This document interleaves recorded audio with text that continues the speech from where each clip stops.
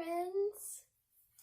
I thought I'd record by the chinchillas today because they make me happy and maybe they'd make you happy. This one over here is Skip, and this one over here is Chi, and they're both female.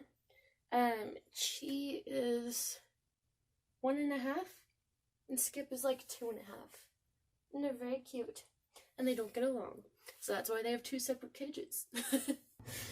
I'm here to talk about invisible illnesses, and specifically the invisibility of mental illness, since those are the things I experience. The nature of mental illnesses, I would say they're pretty invisible by nature unless they are manifesting physically in a way for other people to see. So if they're manifesting, for example, if someone is having a breakdown in public, you may see that, but for the most part, even breakdowns are hidden inside oneself. I feel like especially, you are so cute. That was so cute. I feel like people especially retreat into themselves. Yeah, at least that is what I have found.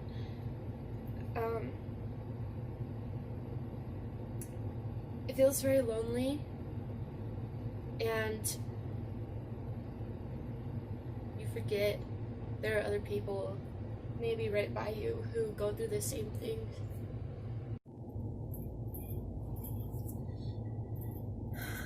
So,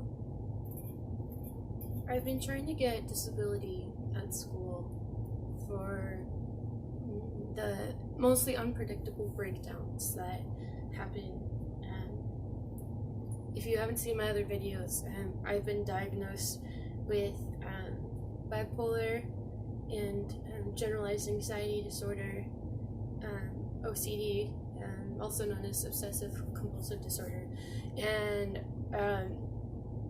I was previously diagnosed with major depression, but since I've been diagnosed with bipolar, the depression is linked in with that, but most of the time the depression is very prevalent, more than the mania side of bipolar. So, there are days when you just wake up and you basically physically can't go to school or work. A very hard time holding down jobs because of that, but school is something I enjoy, so usually I have enough motivation on most days to be able to go to school. However, there are, and sometimes I can maybe force myself to go, but it is often detrimental to my health and just leads to another breakdown further on, where my brain and my body combine to say, girl, something is up and we need to rest and you're going to stop now. So days like that happen. And in Utah, things like depression and anxiety are exceptionally high. So you'd think that the disability center at my university would be well accustomed to people like me going through things like me. Maybe it's because we don't step out, maybe it's because we don't speak out, we don't step up. Sometimes, especially with invisible illnesses, which are things that sometimes feel even invisible to you, you don't even realize how crappy things are sometimes. You're like, what is a normal life? This is normal life. What is it like to be happy?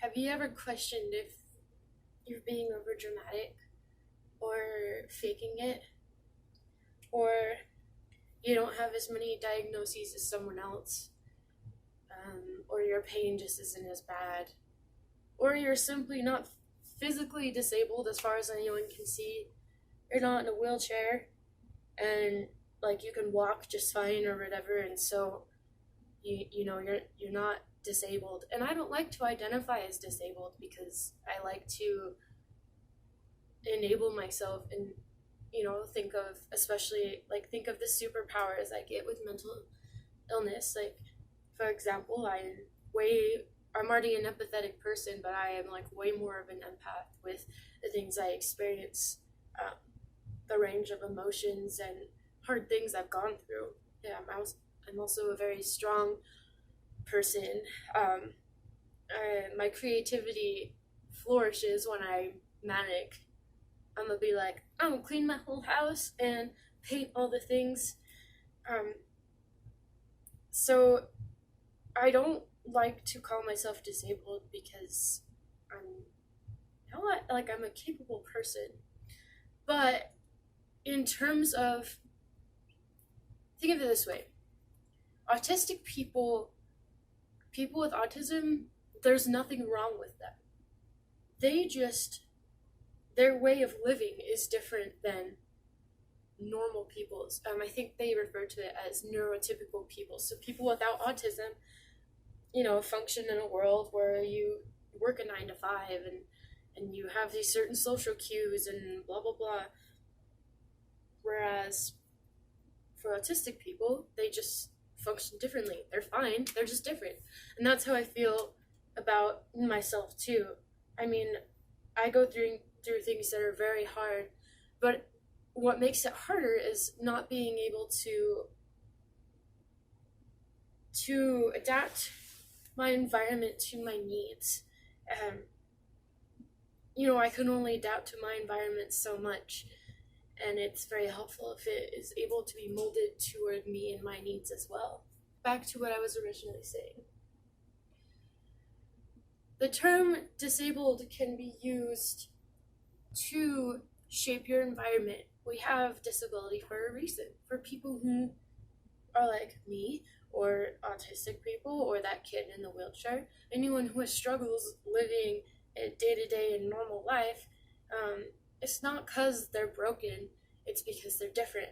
And we have systems available for people like us, which I'm really grateful for. I think that's an amazing thing about our society is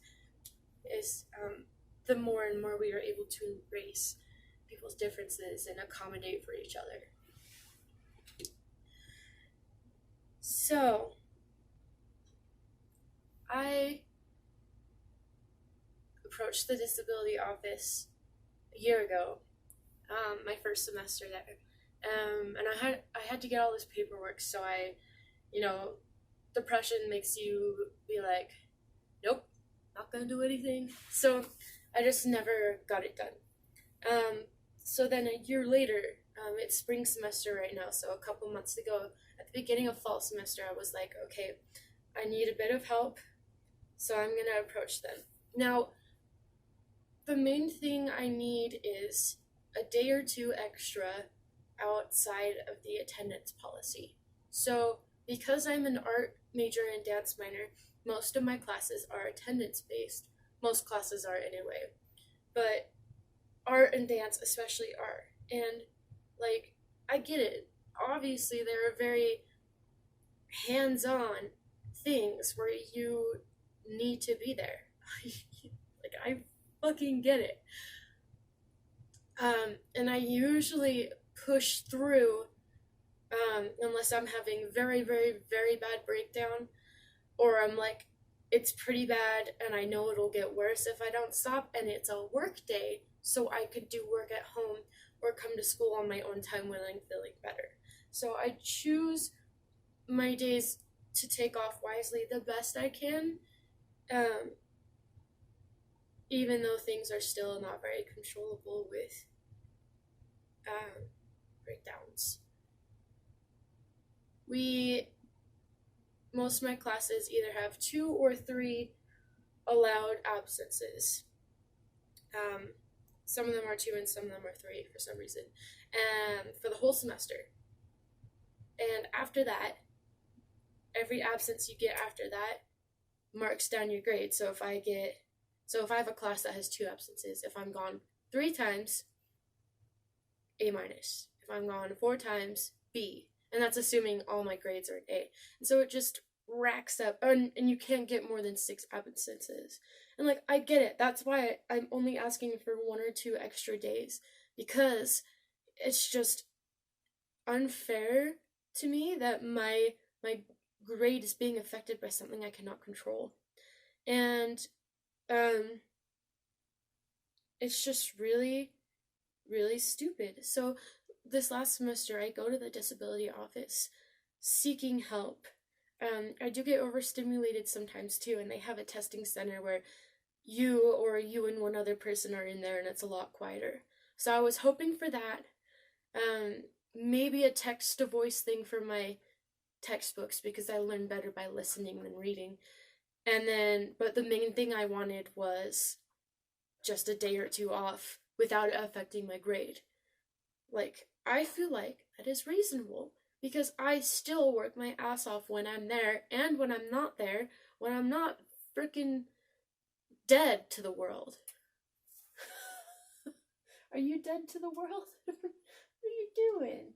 So, I go there, and I meet with a person, I give them my paperwork, I go to a therapist and a psychiatric nurse practitioner, who's basically just a psychiatrist. Like, he's awesome.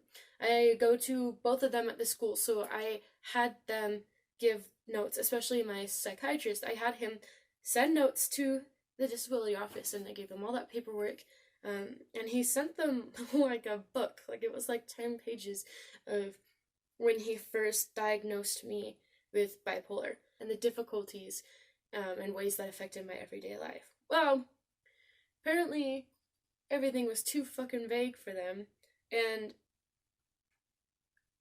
I got a phone call later. They were like, okay, we'll look over your requests and then let you know. And so I got a phone call. They said they would call me a week later, and ended up being about 2 weeks later, which I find very unprofessional because they didn't notify me. So I'm already frustrated with them at this point. Well, I get this phone call, and the lady in charge of all of it, so there was one lady who had a meeting with me. The lady in charge of her and in charge of everyone called me because I expressed my concerns to this lady I met with, saying, this is something I need. And she's like, well, I'm not sure. Art and dance classes are participation based. And I'm like, I know that. I still need this. So she took it up to her higher up. And the higher up calls me. And the following discussion ensues. Not verbatim, because I don't have a memory like that. But it went something like this. Hey, I'm just letting you know that we need more documentation. You do? Yeah, it wasn't specific enough what the psychiatrist sent us. And I'm like, okay. My original diagnosis of GAD, OCD, and depression were from like back in 2016. From the therapist I haven't talked to in a couple of years. And then there was a doctor who put me on a bipolar medication once, like 2 years ago. And there were like 5 other therapists I saw for like 1 session each. And so I have other documentation, but these are the most recent people I've talked to and who know my status currently. And so, anyway, apparently she needed more information. But along with that, she also told me that they, like, very much most likely could not accommodate my request for an extra day or 2. Basically, she was very condescending, and I felt like I was being lectured as like some kid who has no idea about responsibility. She said, well, art and dance classes, they're very participation based. Yeah, no shit, lady. I'm taking these classes. You think I don't know? And I'm like, and she's like, and it's very important for you to be there, so it is only fair if your grade is affected by this if you're not there because you're not learning. And I'm like, and I told her very specifically, I do understand this. I only take days off if it's very, very, very bad, or if it's very bad, I try and make sure it's a lab day where I know I can do the work outside of class and have missed nothing except I wasn't there at the designated time. I'll still put in as much, if not more work outside of class on my own, or I'll go to the school and do it. I'm just saying my schedule sometimes is fucked up because my brain sometimes is fucked up, okay? I didn't say that. I just basically calmly told her, I get what you're saying. I very much personally know the nature of the participation required, but I am responsible in my decision making. And then she told me, well, yeah, honey, it's just like a job where you like have to show up for work, and if you don't, you get in trouble.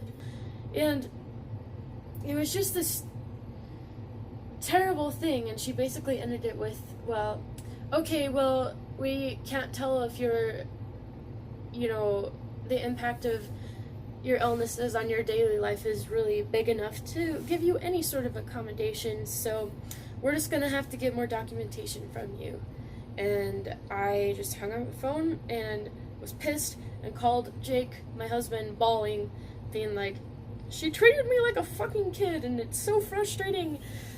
And what was great is I had a ballet class last semester and I missed a day or two more than I was supposed to, but my teacher understood and she gave all of us opportunities to make up 2 absences by going to a dance concert of some kind, and I actually went to 2 ballet concerts, and then you write up a paper on how you felt and what you learned and what stuff you saw that were similar to skills we learned in class, and you turn it in. And like, it is a learning experience. I love dance concerts, and you do see the application of what you've been learning in professional dancers, and it's like, oh, that's cool. I know that that is a piqué turn. I know that that is a plie, and they've incorporated it to make this beautiful thing.